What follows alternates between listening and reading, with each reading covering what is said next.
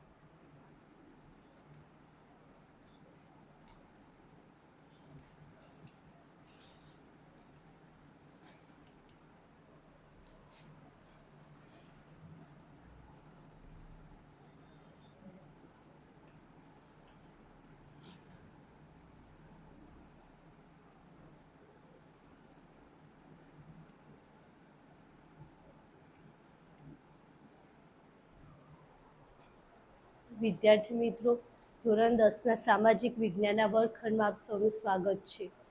ભરતનાટ્યમ એ ભારતનું પ્રસિદ્ધ શાસ્ત્રીય નૃત્ય છે, જેનો મુખ્યત્વે વિકાસ તમિલનાડુમાં થયો છે. વિદ્યાર્થી મિત્રો, તમે ક્યારેય એવું નૃત્ય જોયું છે જેમાં નૃત્યાંગ તેના હાથની મુદ્રા, આંખોની ચળવળ અને ચહેરાના હાવભાવ દ્વારા કોઈ વાતો કે લાગણી રજૂ કરતી હોય? ભરતનાટ્યમમાં હાથની મુદ્રા, તાલ, લય, સંગીત વગેરેનું વિશેષ મહત્વ હોય છે. નૃત્યાંગ તેના પારંપરિક વસ્ત્રો પહેરે છે અને આભૂષણો ધારણ કરે છે અને પગમાં ઘૂંઘરું પહેરીને નૃત્ય કરે છે.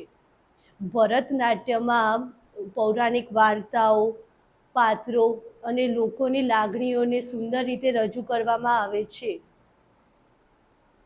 તેથી ભરતનાટ્યમને પારંપરિક અને સાંસ્કૃતિક વારસામાં સુંદરનું પ્રતીક ગણવામાં આવે છે. ભરતનાટ્યમનો ઉદ્ભવ તમિલનાડુ રાજ્યના તાંજોર જિલ્લામાં થયો છે. ભરત મુનિએ રચિત નાટ્યશાસ્ત્ર અને નંદિકેશ્વર રચિત અભિનવ દર્પણ આ બંને ગ્રંથો ભરતનાટ્યમના આધાર સ્ત્રોત ગ્રંથ છે.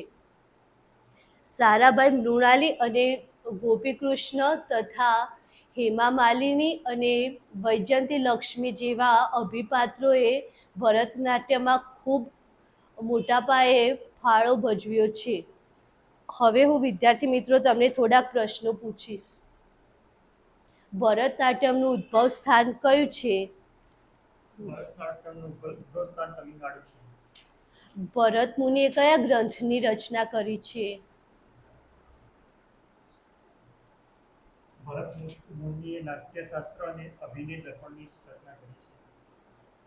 કોઈ બીજું બોલશે? ભરત મુનિએ નાટ્યશાસ્ત્ર અને નંદિકેશ્વરની રચના કરી છે. ભરતનાટ્યમના આધાર સ્ત્રોત કયા બે ગ્રંથો છે?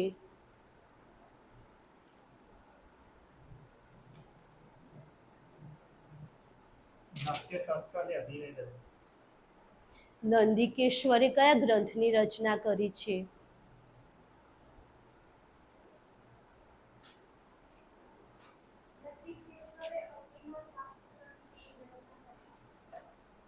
આ ઉપરાંત બીજા કયા કયા નૃત્યો ભારતમાં પ્રસિદ્ધ છે?